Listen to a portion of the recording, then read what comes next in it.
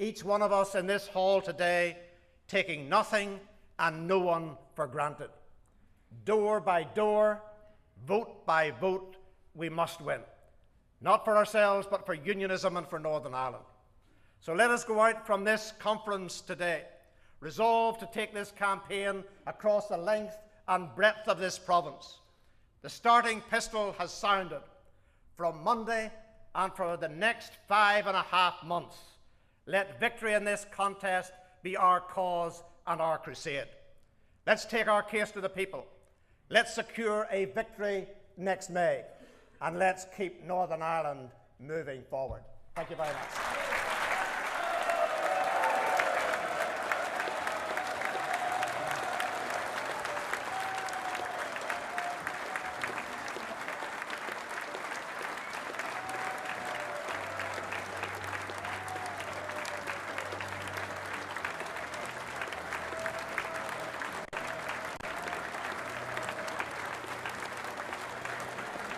Well, Peter Robinson there receiving the warm applause from the delegates at the DUP conference here. He referred in his speech to his most difficult year, but for many here that all seems forgotten at the moment as they look ahead to the Assembly elections next year. An interesting speech where he set out the vision of the DUP very much as a broad-based unionist party, not just an ambition to be the largest party, which the DUP currently is in the Assembly, not just to be the biggest unionist party, but to be the party of Northern Ireland.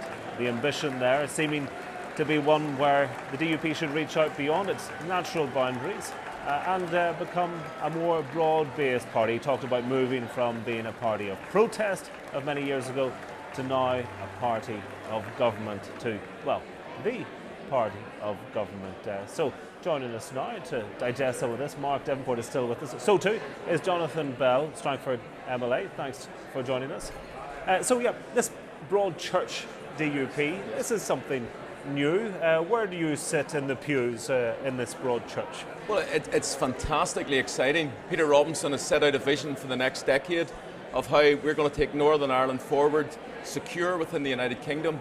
He set out a vision of jobs, of growth, of protecting the most vulnerable in our society, of delivering our education system, which is the best in the United Kingdom, and delivering our further and higher education system, which is already producing more working class young people like myself into university.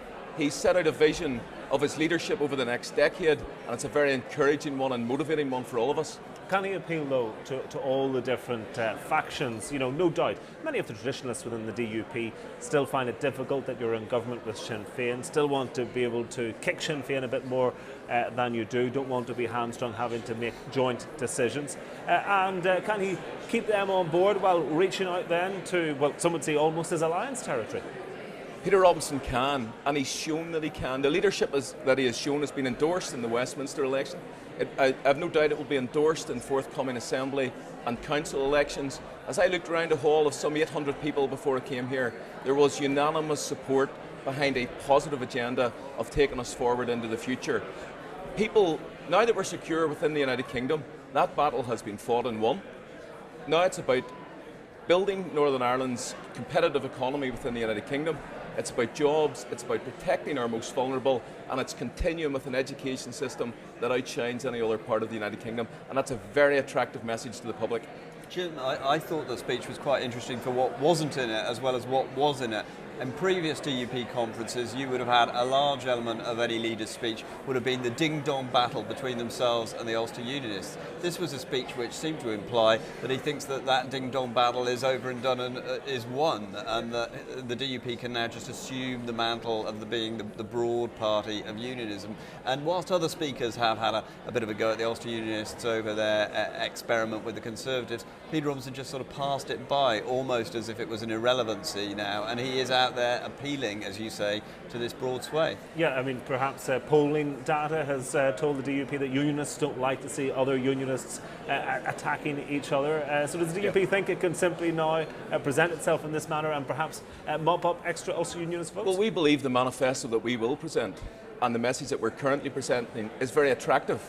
Now, many of us have been out on the doors. I've done some 3,000 doors in the last 6 months myself. presenting the message to people, it's an attractive one.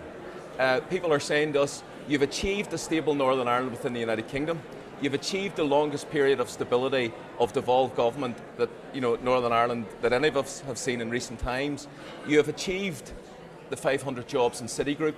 You have achieved the Kelvin project, the multi-million pounds investment. Are people saying that to you? Are you saying that to them? Well, Come on. It's a mixture, but people do appreciate now that the DUP is about building a secure Northern Ireland, but it's also about protecting the most vulnerable. People are saying, we appreciate that you did what you said in the tin. You told us there'd be no water charges in this term. There has been no water charges in this term. You told us you'd freeze the regional rate. What do? Northern Ireland has the lowest household rates income anywhere in the UK. Did the DUP realise, though, that a lot of its problems, that the spectres that haunted you were of your own making?